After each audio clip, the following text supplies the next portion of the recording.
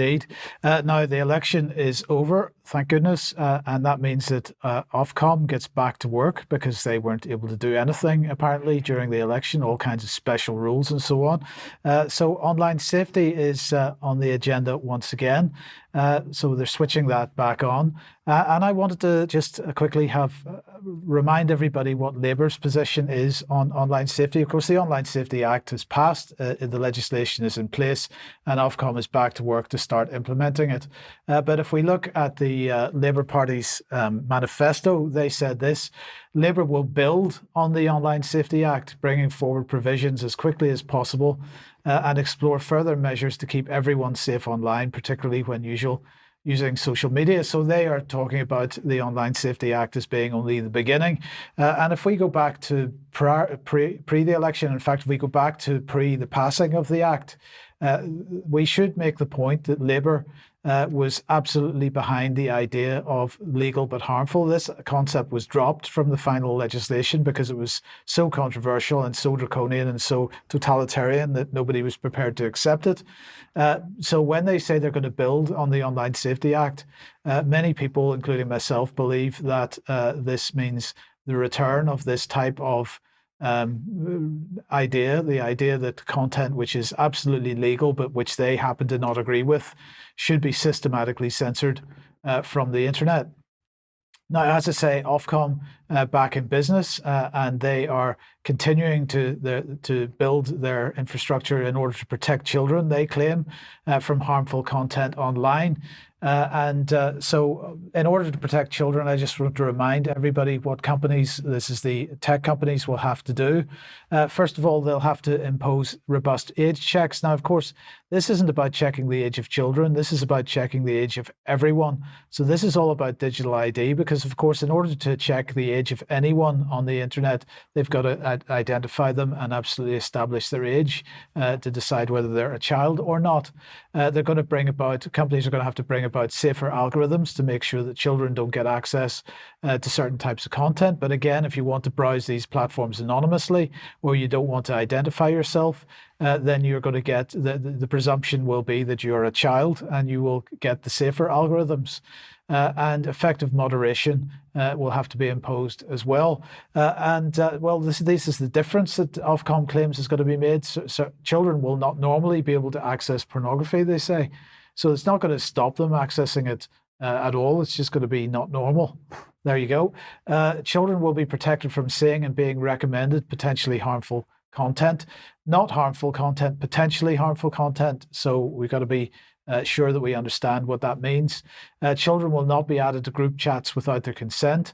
But surely the problem here is that children are being groomed to take part in group chats. So I'm not sure how that works. And it will be easier for children to complain when they see harmful content, and they'll be more confident that their complaints will be acted on, apparently. So that's all good stuff, isn't it? No, right. Okay. I'm at the speechless stage, Mike, because this is such nonsense.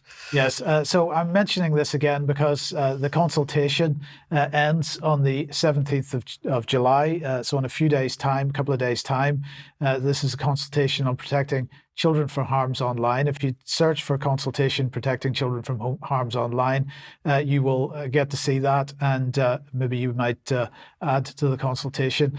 And we're just going to end this section on online safety with a clip from Mariana Spring, who's been talking about the shocking discussions that have been going on social media with respect to the Trump assassination attempt. What's being said? I think perhaps it didn't come as much of a surprise that there was a huge wave of disinformation, conspiracy theories, speculation, hate, mainly because this is the first attempted assassination of a former US president that we've ever witnessed in the social media age.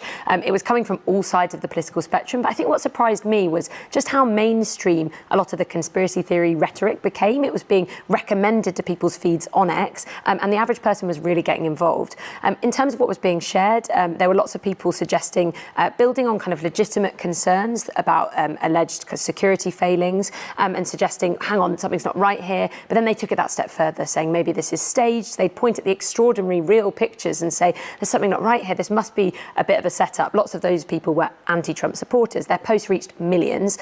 There were then also some committed Trump supporters who suggested that this was part of some kind of shady cabal, a group of people, the deep state, they often refer to them as, who did this on purpose, that the CIA ordered it. There's no evidence to support any of these ideas, but that didn't stop them spreading so quickly across X in particular. And it was on X that it felt a bit like an earthquake, where political supporters on either side were doubling down in their echo chambers, pushing out this kinds of content. And the rest of us were left kind of scrabbling around, trying to work out what was going on. The BBC contacted X and they didn't get back to us. OK, Marianne. So anyway, we always like to leave a bit of comedy to the end of the programme, and that hopefully got many of you laughing. Yeah, It certainly got Brian laughing. They did. I wonder how many times I've contacted the BBC over the years and they never get back to me. They never answer the question. But be fair, what a lovely dress. Okay. Well, we'll leave everybody. We'll leave it on a happy note. Yes. She was wearing a lovely dress, I think. Okay, thank you very much to our audience today for joining us, wherever you are in the world. And a huge thank you to the people who are members of UK Column, because it's your generosity that keeps us going. So thank you very much for that support.